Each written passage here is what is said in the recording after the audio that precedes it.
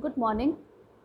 आज हम चैप्टर 11 सियाचिन का शेर नायब सूबेदार बाना सिंह के विषय में पढ़ेंगे।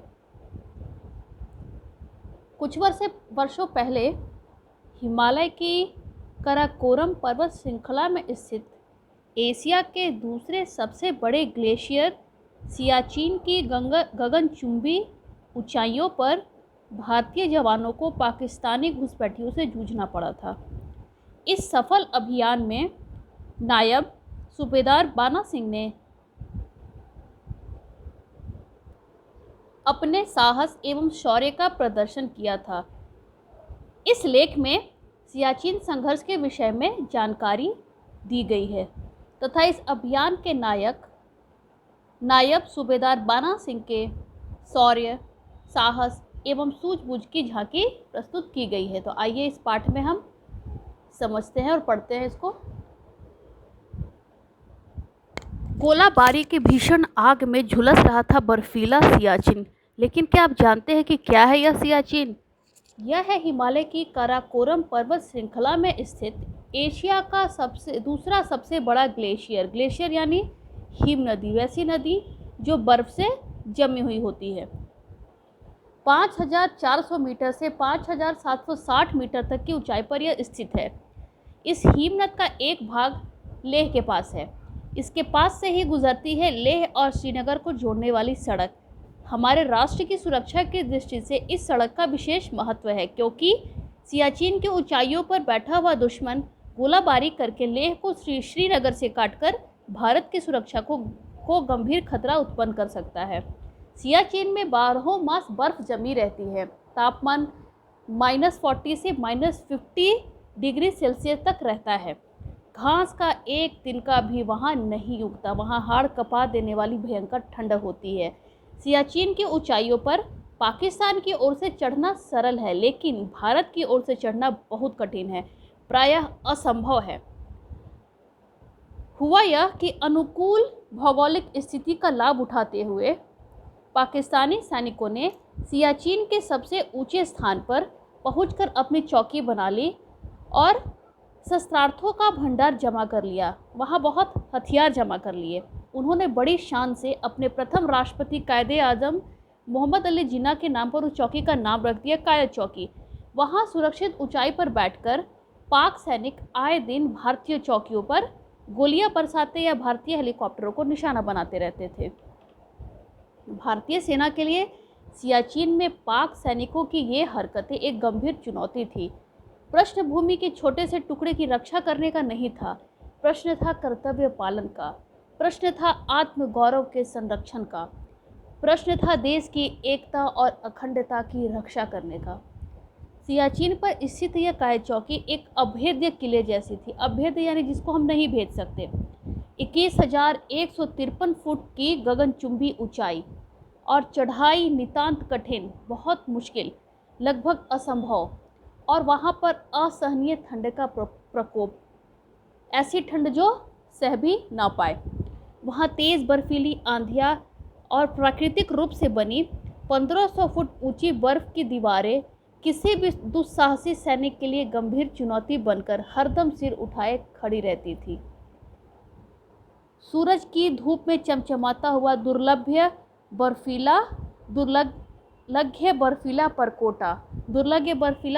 परकोटा यानी ऐसी दीवार जिसको लांघना बहुत कठिन हो। उसे देखकर देखने वाले की आंखें भी सहज चकाचौंध हो जाती थी। और वहाँ इतनी ऊंचाई पर सुरक्षित बैठे हुए दुश्मन को मार भगाना अत्यंत जोखिम भरा काम था। यह कार्य बहुत ही मुश्किल था। फिर भी भारतीय सेना ने यह जोखिम उठाने का निश्चय किया। लेकिन बिना सोचे समझे सैनिकों को मौत के मुंह में धकेलना भी अनुचित था। निश्चय किया गया कि पहले ऊपर बर्फ के सुरक्षित किले में बैठे हुए दुश्मन की ताकत का अनुमान लगाया जाए। इसलिए सेकंड लेफ्टिनेंट राजीव पांडे के नेतृत्व में एक सैनिक टोही दल भेजा गया ताकि अंदाजा लगा पाए कि कितने सैनिक हैं।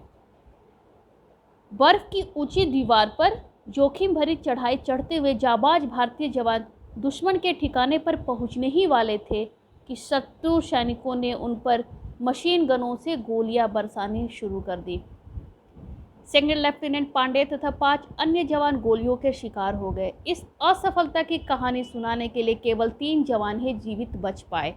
इस पराजय से भारतीय सैनिक घायल शेर की तरह क्षुब्ध हो उठे। क्षुब्ध का अर्थ है बहुत क्रोधित हो उठे। उन्होंने निश्चय किया कि दुश्मन को इसका करारा जवाब देंगे। शहीद सेकंड लेफ्टिनेंट राजीव पांडे के नाम पर नए सैनिक अभियान दल का गठन किया गया। दुश्मन के दुर्भेद्य किले पर धावा बोलने के लिए साहसी सूबेदार हरनाम सिंह के नेतृत्व में भारतीय जवानों की दूसरी टोली सर से कफन बांधकर निकल पड़ी। सफलता भले ही ना मिली हो, पर सेकंड लेफ्टिनेंट राजीव पांडे की टोली ने बर्फ की उस ऊंची दीवार पर रस्से का मार्ग बनाने में सफलता प्राप्त कर ली थी। इस नई टोली ने उन रस्सों के सहारे ऊपर चढ़ाई प्रारंभ कर दी, लेकिन दुर्भाग्य यह टोली भी दुश्मन की तेज निगाहों से बच ना सकी। ऊपर से गोलियों की बौछारों के बीच भारतीय जवानों को नीचे उतरना पड़ा, पर वज्र संकल्प वाले भारतीय जवान हार मानकर कब चुप बैठने वाले। वज्र संकल्प का अर्थ है वज्र के समान पक्के इरादे वाले भारतीय जवान हार मानकर कब चुप बैठने वाले थे। उन्होंने ठान ली थी। अब सूबेदार संसार चंद ने नए सैनिक अभियान की कमान संभाली। इन जवानों ने जी तोड़ कोशिश की, पर सियाचिन का वह ऊंचा बर्फीला दुर्ग दुर्भेद्य ही बना रहा। दुश्मन ने इस टोली पर भी गोलियां बरसाई। विवश होकर यह टोली भी खाली हाथ वापस लौटी। असफलता, असफलता, असफलता, एक बार नहीं 3 बार असफलता। भारतीय जवानों में न तो शौर्य, न साहस एवं दृढ़ संकल्प शक्ति का अभाव था और न रण चातुरी का, किंतु विपरीत भौगोलिक परिस्थितियां उनके मार्ग में दुर्जेय बाधा बनकर खड़ी थीं। यानी दुश्मन ऊपर ऊंचाई पर बैठे थे और इनके लिए ये भौगोलिक परिस्थितियां उनके मार्ग में बाधा बनकर खड़ी थी। शत्रु अत्यंत सुरक्षित स्थान पर बैठकर अजेय बना हुआ था। शत्रु की नज़र बचाकर ऊपर तक पहुंचना अत्यंत दुष्कर एवं जोखिम भरा काम था। अब भारतीय जवानों के सम्मुख राष्ट्र की सुरक्षा के साथ साथ भारतीय सेना की गौरवमयी परंपरा को अक्षुण्ण बनाए रखने का प्रश्न मुँह बाए खड़ा हो गया।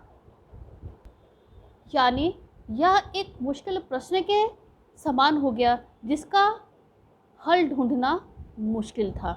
लेकिन 3 बार की भयंकर असफलता को देखकर मौत के मुंह में जाने का साहस कौन करे। ऊंचाई पर सुरक्षित बैठा हुआ शस्त्र सज्जित दुश्मन मीलों ऊंची फिसलन भरी बर्फ की दीवार पर चढ़ने का दुस्साहस पूर्ण कार्य, रात के अंधकार में लुक छिपकर चढ़ाई करने की तो फिर भी और बात है, लेकिन इस बार योजना बनी दिन में चढ़ाई करने की। दुश्मन स्वप्न में भी ना सोच सके कि कोई दिन में भी इतने ऊपर चढ़ने का जोखिम उठा सकता है। चढ़ने का मार्ग भी सरल नहीं, सबसे दुर्गम मार्ग, इतना दुर्गम, इतना असंभावित कि शत्रु की ओर से आक्रमण होने की कल्पना भी न कर सके।